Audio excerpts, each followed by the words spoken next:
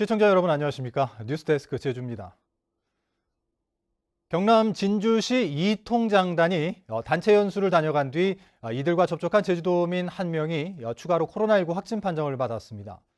울릉도에서 조업 중에 확진된 어민은 제주에 도착해 병원으로 이송됐고 관광객들의 확진도 잇따르면서 지역 감염에 대한 확산 우려와 긴장감이 높아지고 있습니다.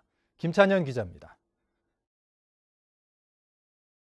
선원 한 명이 배에서 내려 바로 구급차에 오릅니다. 나머지 선원들은 한 명씩 코로나19 진단 검사를 받습니다. 울릉군에서 확진 판정을 받은 제주도민과 동료 선원 5명이 제주에 도착하면서 곧바로 격리와 검사가 이루어진 겁니다.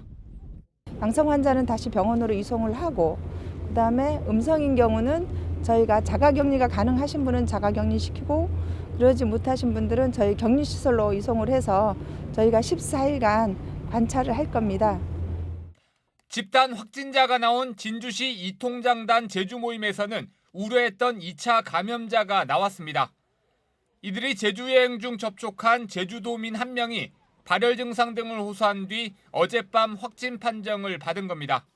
지난 20일 해외에서 인천공항을 통해 제주로 온 입도객 한 명도 어제 72번째 확진 판정을 받았고 서울에서 진단검사를 받은 뒤 제주로 여행 온 관광객 한 명도 오늘 오후 확진 통보를 받고 일행 한 명은 검사 결과를 기다리고 있습니다. 또 울산에서 제주로 여행 왔다 확진된 71번 확진자 일행 5명은 제주 여행을 마치고 돌아간 뒤 모두 양성 판정을 받았습니다. 제주에서 확진 판정을 받거나 여행 후 확진된 관광객이 급격히 늘면서 현재 도내에서 진행 중인 역학조사만 28건. 접촉자 파악에 시간이 걸리고 동선은 대부분 공개되지 않으면서 도민들의 걱정과 우려도 커지고 있습니다. 어디를 왔다 갔다 해야 되는데 동선이 공개되면 좀 더 조심해지는데 공개가 안 되니까 여기를 가도 의심스럽고 여기를 가도 의심스럽고 혹시 더 여기 왔다 갔나 해서 현재 확진자와 접촉해 진단검사 후 시설에 격리된 인원만 60여 명. 역학조사가 진행될수록 접촉자는 더 늘어날 상황이어서 제주는 지역 감염 확산의 최대 고비를 맞고 있습니다. MBC 뉴스 김찬현입니다. 수능을 일주일 앞두고 제주 지역 모든 고등학교가 오늘부터 원격 수업으로 전환됐습니다. 제주도 교육청은 수능 시험장 방역과 수험생 교직원의 코로나19 감염을 예방하기 위해 오늘부터 원격 수업으로 전환하고 시험장으로 사용될 고교 14곳과 별도 시험장 2곳, 병원 시험장 준비에 착수했습니다. 한편 교육청은 최근 코로나19 확산에 따라 오는 30일부터 학생 수 900명 이상인 초등학교 15곳과 700명 이상 중학교 9곳 등 과대학교 24개 학교에 대해 3분의 2 등교 수업을 시행하기로 했습니다. 코로나19로 각종 행사와 축제가 줄줄이 취소되면서 문화와 예술, 체육인들이 큰 어려움을 겪고 있는데요. 내년도 제주도의 문화예술 관련 예산이 크게 줄었고 편성 기준도 들쭉날쭉하다는 비판이 도의회 예산심사에서 나왔습니다. 오승철 기자가 보도합니다. 제주도는 공기관 대행 사업을 포함한 주요 재정 사업을 평가해 우수 이상을 받으면 예산을 증액, 미흡은 삭감, 매우 미흡은 예산을 반영하지 말라는 지침을 세웠습니다. 하지만 문화예술재단의 6개 사업은 미흡 판정을 받았는데도 예산은 오히려 늘었습니다.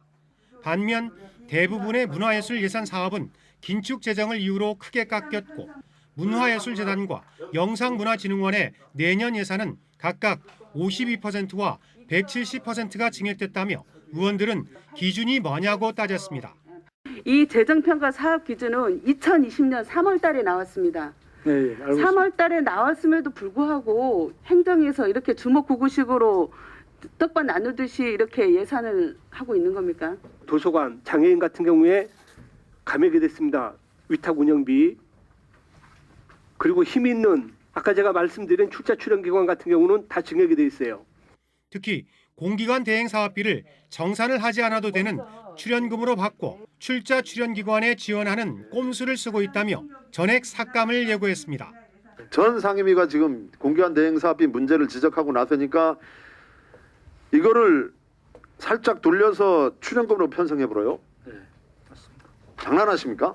한 3년 이상 계속 하다 보니까 연속성 있는 사업이라서 그러니까 이 부분들은 이제는 아예 출연금으로 정산도 해서 받지 않고 출연금으로 줘버리겠다. 안정적으로 알아서 하십시오. 하는 게 좋겠다. 이렇게 하겠다. 해서 출연금으로 예산을 편성을 100% 감액해드릴게요.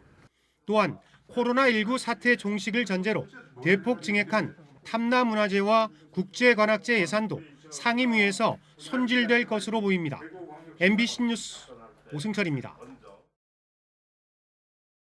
고교 무상교육비의 제주도 분담금은 타당하다는 교육부 입장이 나와 제주도의회 예산심사 결과가 주목됩니다. 교육부는 고교 무상교육 부담 비율 12%가 부당하다며 제주도가 요구한 법령 해석에 대해 상위 법령에 따라 이루어진 것이기 때문에 타당하다는 답변을 내놨습니다. 고교 무상교육 예산과 관련한 제주도 분담금은 29억 원으로 제주도는 세출 예산에 편성하지 않은 반면 교육청은 세임 예산으로 편성해 도의회 예산심사에서 어떻게 조정될지 관심이 쏠리고 있습니다.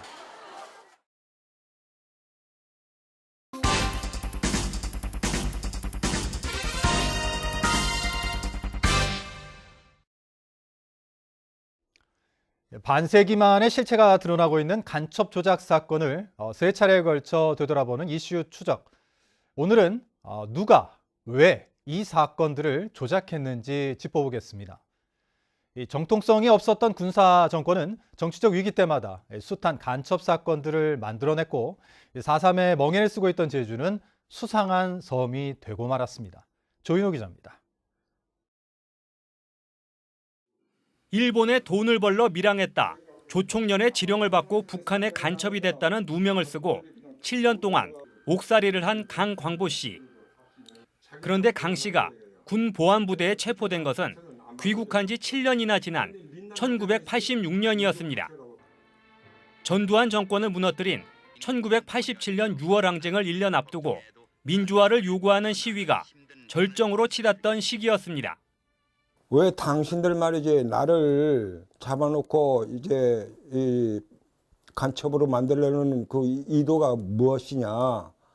그러니까 그냥 구두발로 그냥 들어오더라고. 야, 예시가 여기는 중앙정보부하고 경찰서하고 똑같이 생각하느냐?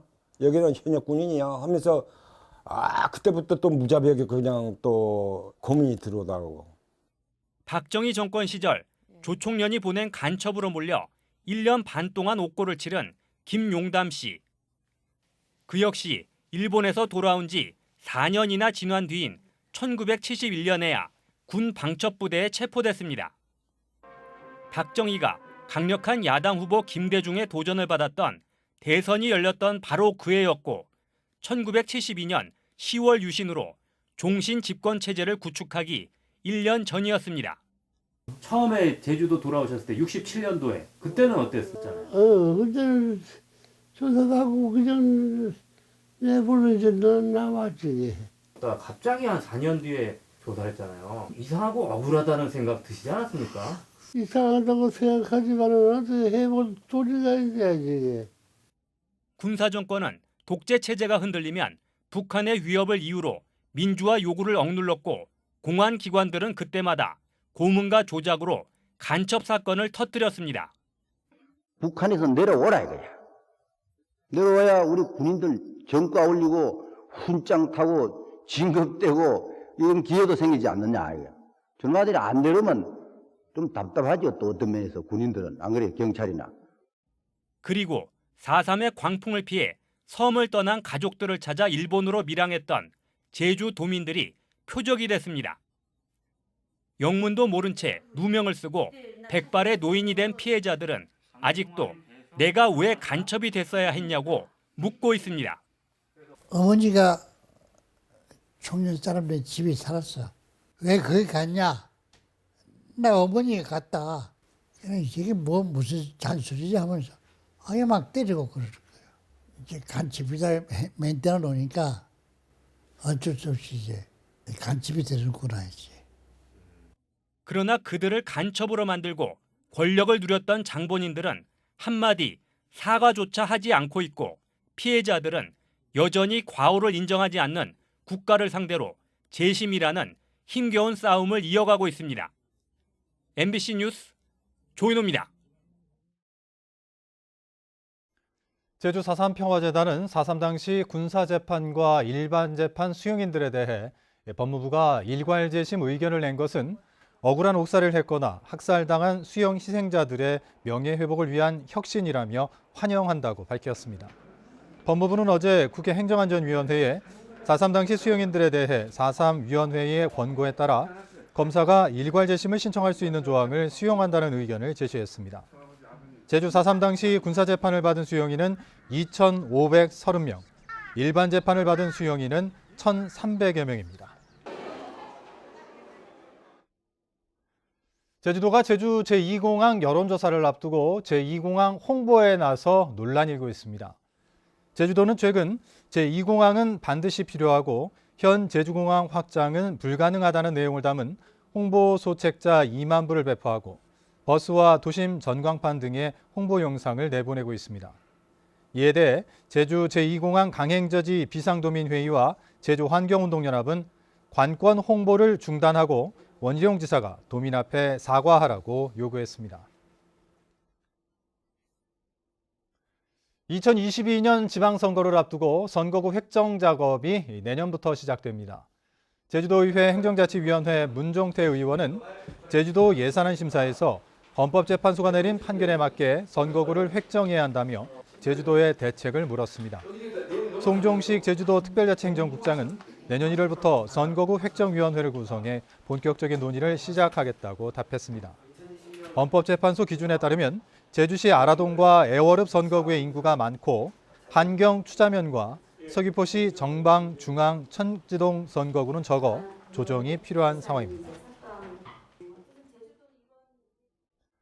롯데관광개발이 다음 달 18일 개장을 앞둔 제주 최고층 건물 드림타워의 자금 조달을 마무리하고 독자 운영에 들어갑니다.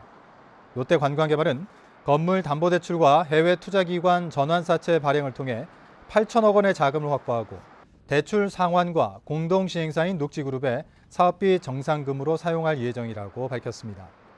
이로써 롯데관광개발은 소유권 이전 절차를 마무리하고 독자 운영 체제에 들어갈 예정입니다. 오늘 오전 8시쯤 서귀포시 남원읍 하레리 516 도로를 달리던 렌터카가 도로 옆 연석을 들이받은 뒤 불에 타 소방서 추산 880만 원의 재산 피해를 냈습니다.